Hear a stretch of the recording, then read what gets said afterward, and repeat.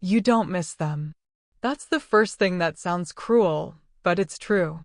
Because if you had really been with them, if there were shared mornings, arguments, routines, disappointments, your brain would know where to place the memory. It would hurt, yes, but it would be contained, labeled, processed. But this pain doesn't sit anywhere specific. It floats. It loops. It resurfaces when you least expect it. And that's because what you're experiencing isn't heartbreak. It's unfinished attachment. Your brain never got an ending. No final conversation. No clear rejection. No moment where reality slammed the door shut. So the nervous system keeps scanning, asking the same silent question over and over again. Was it real? Or did I imagine it? That question is poison. Because the brain hates uncertainty more than pain. When something is unresolved, the mind doesn't let it go, it keeps returning, trying to complete the pattern. That's why you replay old conversations. That's why random memories hit harder than they should. That's why even small reminders feel heavy. Your mind is still trying to solve something that never gave you enough information. And here's where it gets uncomfortable. You weren't attached to them. You were attached to potential. Potential is the most addictive emotional drug there is. It doesn't require proof. It doesn't age. It doesn't disappoint because it never fully exists. You don't remember what happened. You remember what almost happened. The smile that lingered. The message that felt warmer than usual. The moment where you thought, maybe this is it.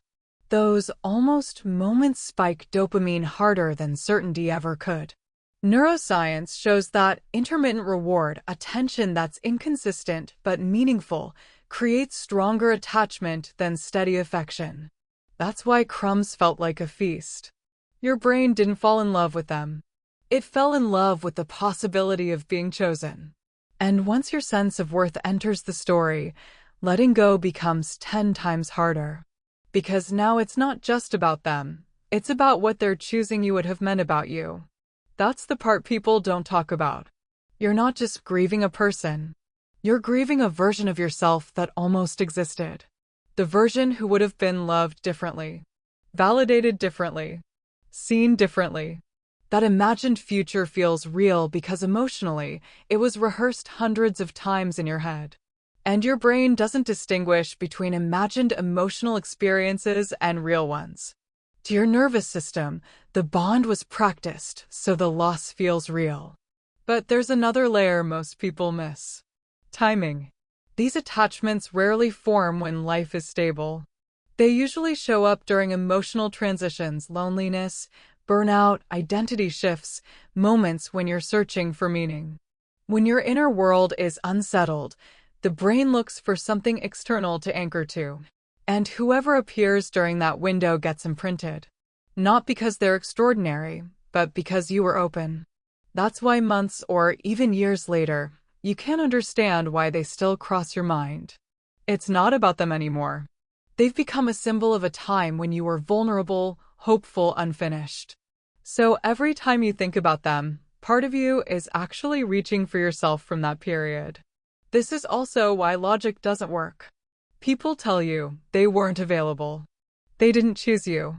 If they wanted to, they would. All of that is true and completely ineffective. Because the brain isn't holding on to facts. It's holding on to ambiguity. Ambiguity keeps the attachment alive. As long as there's no clear no, the mind preserves a quiet maybe. And that maybe becomes a loop.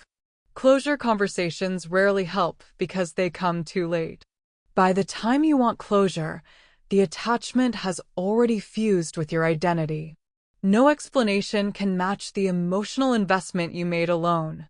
And here's a hard truth that stings but frees you.